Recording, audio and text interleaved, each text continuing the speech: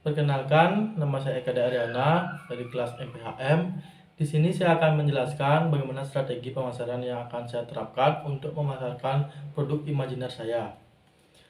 Sebelumnya, saya telah mempelajari apa itu marketing mix atau bauran pemasaran. Marketing mix merupakan strategi pemasaran yang dilaksanakan secara terpadu atau strategi pemasaran yang dilakukan secara bersamaan. Strategi tersebut digunakan dengan menerapkan elemen strategi yang ada dalam marketing mix itu sendiri. Marketing sangat mempengaruhi keberhasilan atau kesuksesan dari suatu perusahaan, terutama untuk bisa bertahan di dalam persaingan yang ketat. Teknik marketing mix 7P yang saya akan gunakan dalam memasarkan produk saya yaitu 1. Produk.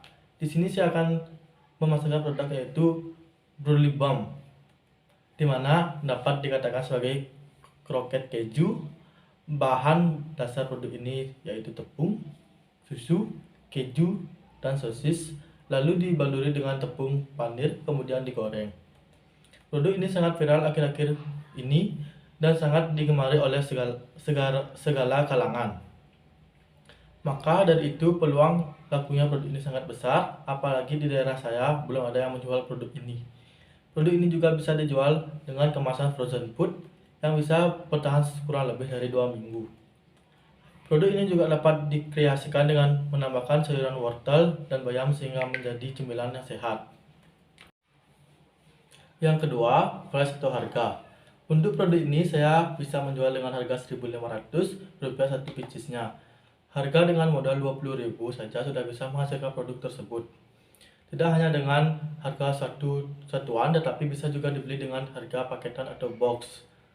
Harga per boxnya dengan isian 6 pieces bisa dibeli dengan harga Rp12.000. Harganya sangat terjangkau untuk berbagai kalangan dengan rasa makanan yang menjamin. Yang ketiga, saluran distribusi atau place. Produk Brownie Bomb bisa didapatkan dengan mengunjungi home store atau bisa memesan secara online melalui nomor WhatsApp dan juga melalui Instagram. Selain itu, saya juga akan memasarkan produk ini di daerah rumah saya, apalagi dekat pantai, di mana di hari weekend tentunya banyak pengunjung yang datang sehingga ada peluang untuk memasarkan produk tersebut. Selain itu, bisa juga dititipkan di toko-toko terdekat sehingga konsumen bisa mendapatkan produk tersebut dengan mudah.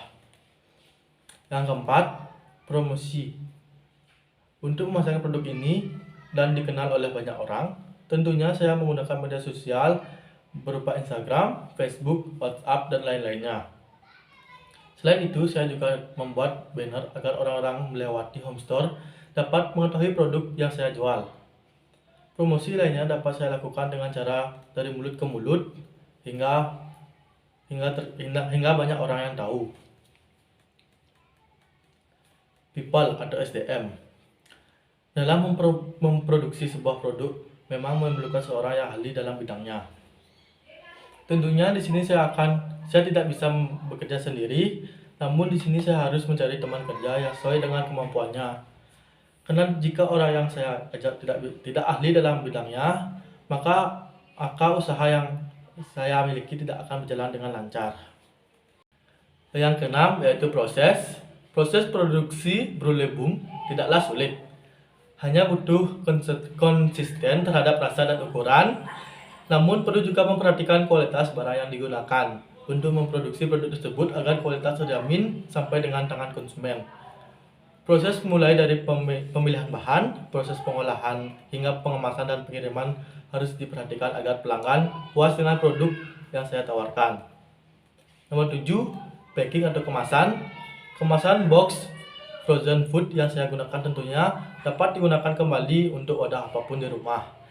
Namun untuk kemasan tidak frozen, saya menggunakan kemasan kertas hingga mengurangi sampah plastik, dan konsumen yang membeli setidaknya 3 box agar diimbau untuk membuat tas belanja sendiri karena saya tidak memberikan tas plastik. Selain 7P tadi, ada pun hal lainnya yang bisa meningkatkan strategi marketing pemasaran produk ini, yaitu nomor 1, segmenting. Segmenting geografis. Produk yang saya tawarkan saat ini tersebar luas hanya di daerah Sanur karena saya melakukan penjualan secara online dengan tujuan agar produk makanan ini dapat tersebar luas di wilayah lain di luar Sanur sehingga dapat menambahkan segmen pasar dan membuat konsumen di luar desa Sanur mengetahui akan makanan berkualitas baik yang saya miliki. Segmentasi geografis. Produk makanan yang saya tawarkan dapat dikonsumsi oleh seluruh kalangan usia, mulai dari anak kecil, remaja, dewasa hingga orang tua. Karena produk yang saya tawarkan bukanlah merupakan khusus yang hanya dapat dikonsumsi oleh kalangan usia tertentu. Segmenting psikografisi. Produk yang saya tawarkan sangatlah cocok untuk orang yang memiliki gaya hidup dengan senang atau hobi untuk mencoba makanan ringan yang mungkin belum pernah ditemui sebelumnya di lingkungan tempatnya berada. Selanjutnya, segmentasi perilaku. Produk yang saya tawarkan memiliki kualitas yang baik dengan kandungan bahan yang berkualitas dan aman untuk dikonsumsi oleh konsumen dengan proses produksi yang bersih yang dilakukan dengan teknologi tradisional hingga dalam kualitas dan cita rasa khas makanan kami. Yang kedua, targeting. Target utama saya adalah masyarakat yang memiliki kesenangan untuk mencoba makanan ringan, baru, yang jarang ditemui dengan memberikan produk berkualitas yang aman dan konsumsi oleh seluruh anggota keluarga, mulai dari anak-anak hingga orang dewasa sekalipun. Yang ketiga, positioning dengan slogan "Ngemil sehat itu murah". Saya ingin memperkenalkan kepada masyarakat luas bahwa kebiasaan ngemil bukanlah hal yang tidak sehat. Sebagai masyarakat pada umumnya menganggap kebiasaan ngemil itu hal yang buruk. Namun di sini dengan produk yang berkualitas, bersih dan proses produksi yang baik dengan bahan yang berkualitas dan aman untuk dikonsumsi oleh seluruh kalangan usia. Dalam hal ini kami merupakan cost leadership karena kami menjual produk dengan harga yang terjangkau hingga konsumen tidak merasa keberatan dengan harga yang mahal untuk menikmati makanan khas dengan rasa yang baru. Hal yang dapat kami lakukan untuk memenuhi kepuasan konsumen adalah pelayanan yang ramah dalam menghadapi konsumen hingga tidak ragu untuk bertanya lebih lanjut tentang produksi yang kami jual. First respond dalam memberikan feedback kepada pelanggan sehingga pelanggan tidak merasa proses transaksi begitu lama dan dapat melakukan repeat order untuk pembelian produk lain. Selanjutnya, dari segi perilaku konsumen dalam memutuskan pembelian sebuah produk, saya harus lebih memahami faktor yang dipertimbangkan konsumen dalam melakukan keputusan pembelian yang antara lain terdiri dari faktor kepribadian, harga, promosi, motivasi, lokasi dan tempat, pengalaman dan gaya hidup atau psikologis, dan faktor yang paling kuat adalah kepribadian. Artinya konsumen melakukan pembelian makanan ringan ini dipengaruhi faktor dari mereka seperti usia, pendidikan, pekerjaan, jenis kelamin, gaya hidup dan keluarganya, atau kebiasaannya yaitu ngemil. Dalam menetapkan kebijakan dan strategi penjualan, maka ini saya lebih memperhatikan faktor kepribadian konsumen yang memiliki hobi kebiasaan mencoba makanan ringan yang sedang viral.